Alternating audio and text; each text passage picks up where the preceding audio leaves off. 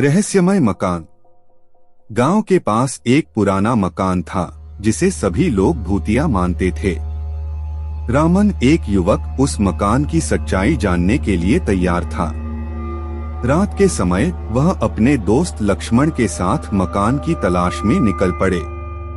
मकान का दरवाजा टूटा हुआ और पुराना था। जब वे अंदर गए तो वहां बहुत ही अजीब और भयानक आवाजें आ रही थीं।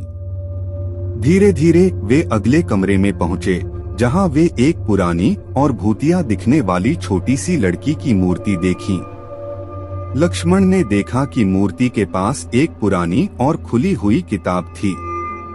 वह उसे खोलकर पढ़ने लगा, लेकिन उसी वक्त एक भयानक आवाज आई, तुम्हारी बात समझ नहीं आई न। लक्ष्मण को डर लगा और वह अपनी जगह से उठकर पलट गया। रामन ने लक्ष्मण को धीरे धीरे संभाला और मूर्ति को और उस किताब को देखा। उस किताब में लिखा था, जिसने इस मकान में प्रवेश किया वह कभी भी इससे बाहर नहीं निकल सकता।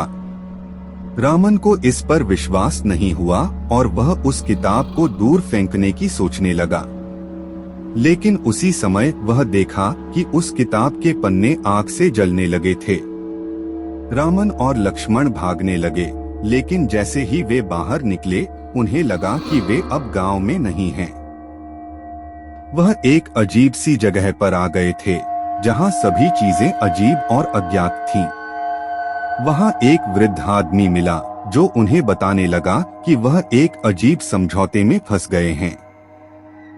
उस जगह का नाम था भूतलोक। रामन और लक्ष्मण दोनों डर गए और उस जगह से निकलने की कोशिश करने लगे।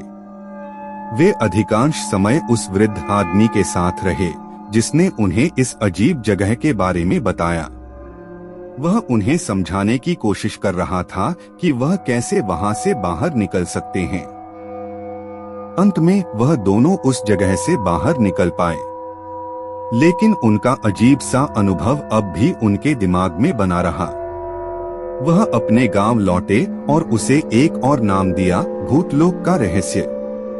यह कहानी एक काल्पनिक भूतिया कथा है और किसी वास्तविक घटना से संबंधित नहीं है।